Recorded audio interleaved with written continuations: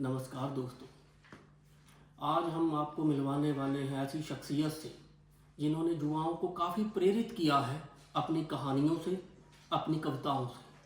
तो आज हम मिलने जा रहे हैं पंकज जी से। स्वागत है पंकज जी आपका इस एपिसोड में। तो कुछ समय पहले आपकी 2 किताबें आई हैं, तो आपको इन किताबों को लिखने की प्रेरणा कहाँ से मिली? वैसे मैंने एक सतयुग के लोग और सुकरात अभी मरा नहीं, इन 2 किताबों की चर्चा काफ़ी सुनी है, तो उनके बारे में हमें बताइए।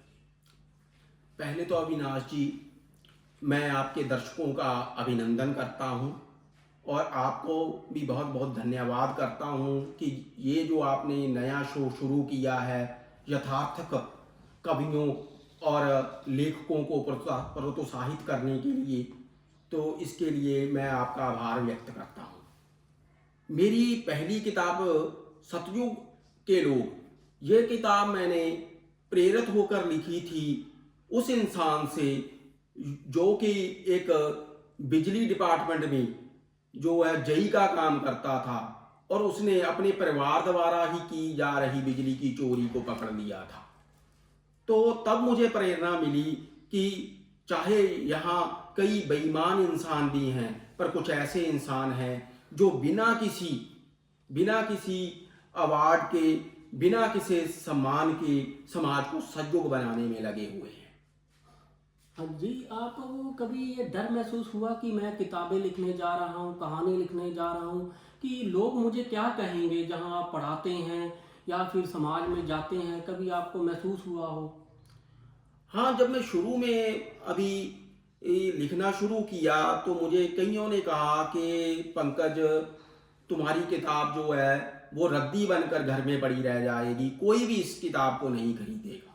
लेकिन मैंने कोशिश की और अपनी किताब को जो है कम से कम 1000 कॉपीज मैंने बेची और इसके अलावा PDF भी कई जो है मेरे विद्यार्थी थे उन्होंने खरीदी, तो उसकी काफ़ी बिक्री हुई किताब की। और मेरी जो दूसरी किताब है शुकरात अभी मरा नहीं, ये किताब फिर मुझे प्रेरणा मिली जो जब मैं 14 साल की आयु में था, तो मुझे मेरे पिताजी ने बताया था कि शुकरात जो है एक दार्शनिक हुआ है जो कि जिसने जहर का प्याला पी लिया था और सरकार के निर्देशों को माना था और युवाओं को जो है उसने प्रोत्साहित किया था गलत नीतियों के खिलाफ, पर उसने फिर भी सरकार का सम्मान करते हुए जहर का प्याला पी लिया क्योंकि वो नहीं चाहता था कि जो है समाज में जो है अशांति की स्थिति पैदा हो।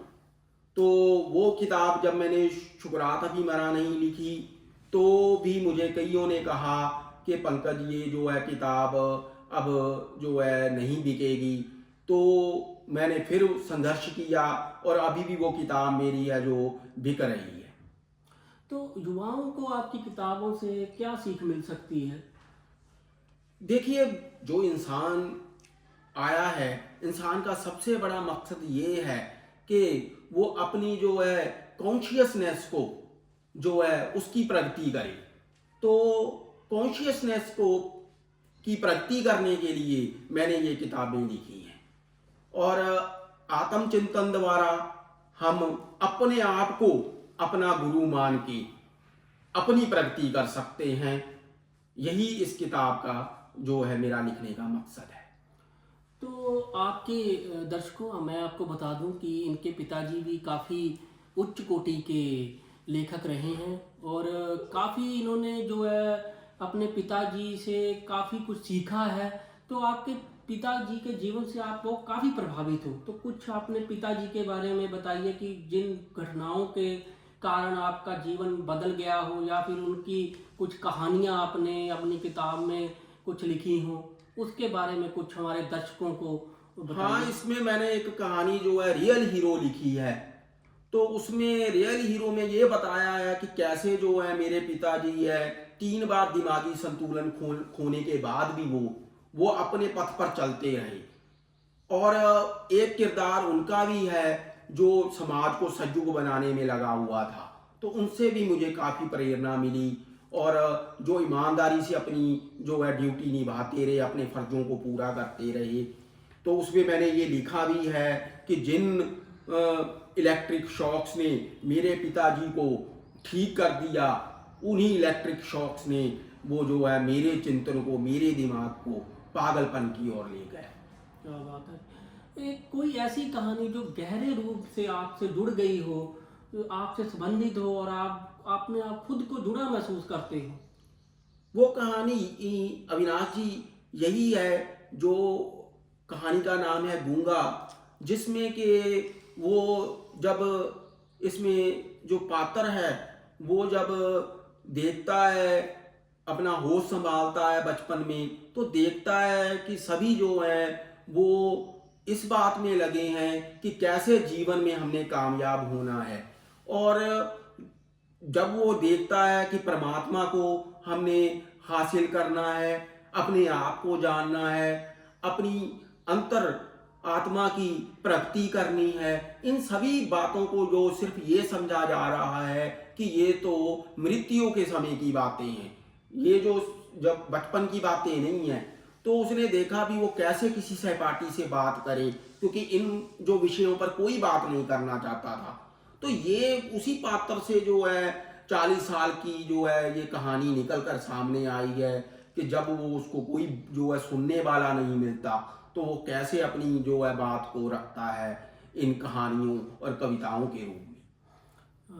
आप जो अपना आगे समय के लिए आप क्या योजनाएं लेकर चल रहे हैं, अपनी किताबों के बारे में, या फिर खुद जो आपकी 2 किताबें आई हैं, तो इन किताबों को लेकर आप क्या सोचते हैं कि आगे इन किताबों समाज तक कैसे पहुंचे या समाज में क्या बदलाव लाएं? कुछ आपकी योजनाएं और अलग नई किताबों के लिए क्या है? देखें, मेरा सिर्फ एक ही मकसद है और वो इन किताबों के ज़रिए मैं पहुंचा चुका हूं। और मेरा मकसद जो है कि जो बचपन में मनुष्य जब जन्म लेता है तो उसको सामाजिक प्रोग्रामिंग है जो हमारी, वो उसको अपनी जो हद में ले लेती है। जैसे कि जो है सामाजिक प्रोग्रामिंग की होती है शुरू में कि हम किस धर्म से संबंधित रखते हैं, हम किस कौम से संबंधित रखते हैं, और हमें कौन सी जो है रूह को परिवर्तन करने वाली जो है आइडियोलॉजी में विश्वास करना चाहिए। तो ये समय से पहले ही जो इस समाज में जो है एग्जिस्ट करती हैं चीज़ें, तो उनसे जो है वो दिमाग को जो है दिल को कैसे बदला जाता है, और उससे निकलने के लिए जो है मनुष्यों को आत्मचिंतन द्वारा इन सभी को परतों को बाहर निकाल के अपना जो है अंदरूनी विकास करना होगा। और मैं इन्हीं किताबों को जो ज़्यादा से ज़्यादा जो है लोगों तक पहुंचाऊंगा। आपको दर्शकों बता दूं कि ये एक अच्छे कहानीकार होने के बावजूद एक अच्छे राइटर भी हैं। तो आज हम इनसे 2 लाइनें ज़रूर सुनेंगे। आप कोई हमारे दर्शकों को कोई 2 लाइनें सुना दें जो आपको लगता हो कि आप गुनगुनाते हो या फिर आप चलते आप महसूस करते हो उस चीज़ को। हाँ, मैं यही कहता हूँ कि जिंदगी अगर कविता जैसी होती और जीवन की कहानी का अगर अंत सुखांतक होता तो हम कभी ना लिखते। तो एक दर्शकों, मैंने इनके बारे में कुछ लिखा था, तो मैंने जब इंटरव्यू था इनके बारे में तो मैं बड़ा सोच रहा था कि एक दमदार पर्सनैलिटी वाले व्यक्ति हैं ये, तो मैं आपको वो चीज़ ज़रूर सुनाना चाहूँगा जाते जाते। तो थोड़ा सा आपको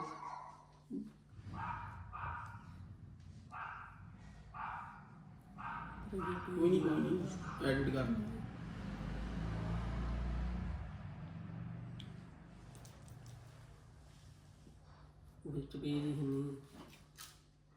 कुछ भी कर दे, कोई ऐसी गल नहीं, ये तो एडिट कर लांगे। चल सेंड कर दे रहे सुनो। चलो कोई नहीं, बस इतने ही रहने दें। हाँ, एडिट कर लांगे की चीज की जेड़ी वही मरा हुआ पता नहीं कि जेड़ा रुली।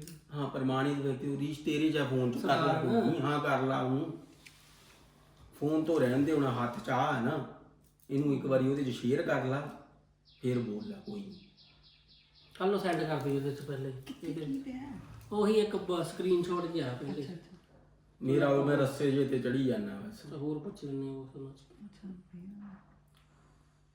ਕਿੱਥੇ ਕੱਢਿਆ ਸੀ आप वो पूछ ली विच किताब कैसे खरीदे या कुछ है वो भी फिर प्रचार हो जाऊगा।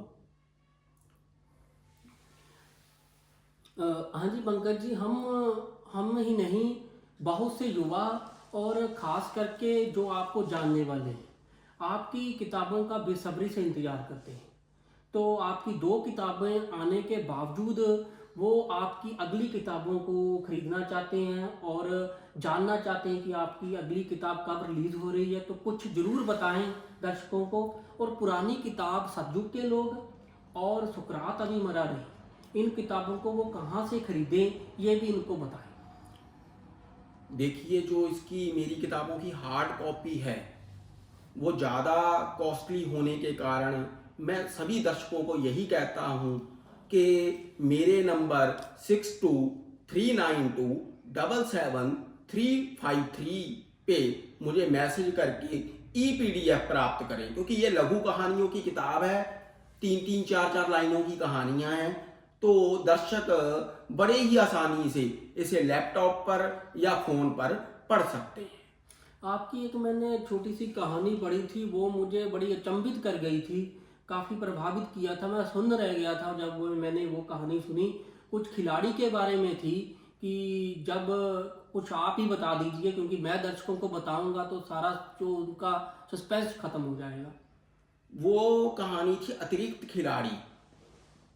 मैं अतिरिक्त खिलाड़ी हूँ, इस दुनिया के खेल में तभी शामिल किया जाता हूँ जब कोई खेलने के काबिल नहीं रहता। मैं अतिरिक्त खिलाड़ी। क्या बात, क्या बात। तो हमें मैं तो आपकी कहानियों का काफ़ी फ़ैन हूँ, तो मुझे बड़ा अच्छा लगता है कहानियाँ पढ़ना। तो धन्यवाद दर्शकों का भी और आपका भी जो आपने हमें समय दिया। और मैं भी जय विनाश जी आपका जो है आभार व्यक्त करता हूँ और आपकी टीम का भी आभार व्यक्त करता हूँ। जो आजकल वो अभी चैनल और वो जो व्यक्तित्व खत्म हो गए हैं जो कि यथार्थक लेखकों को आगे ला रहे हैं। और आजकल जो है भीड़ को इकट्ठा करने के लिए बिना चिंतन द्वारा बातें करने के लिए लोग इकट्ठे किए जा रहे हैं। तो इसीलिए मैं आपका बहुत बहुत और आपके दर्शकों का आभार व्यक्त करता हूँ। पंकज जी, जाते जाते एक छोटा सा क्वेश्चन मेरे दिमाग में आ गया कि आजकल कुछ चुनिंदा लोग हैं, आम इंसान हैं, जो चाहते हैं कि वो कहानियाँ लिखें या फिर कविताएं लिखें अपने जीवन में। हालांकि उन्होंने जीवन में काफ़ी संघर्ष किया है, दर्शकों आप भी जानते हो, लेकिन जब वो किताबों को या अपने जज्बातों को लिखने उतरते हैं तो वो उतार नहीं पाते।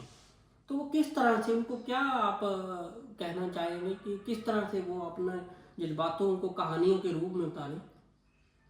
वो अपने जो है संघर्ष का चिंतन करें, सदैव चिंतन करते रहें और जो उन्होंने सीखा है उसको किसी भी तरह, चाहे वो लघु कहानी के रूप में, चाहे जो है लघु कविताओं के रूप में, तो उसको उतार सकते हैं। धन्यवाद दोस्तों। अगली बार हम मिलेंगे नई शख्सियत से और वो नई शख्सियत होगी श्री प्रकाश चंद जी। तो उनके जीवन संघर्ष के बारे में भी हम जानेंगे। तो वो आप बेसब्री से इंतज़ार करते रहना। धन्यवाद दोस्तों, मिलते हैं अगले एपिसोड।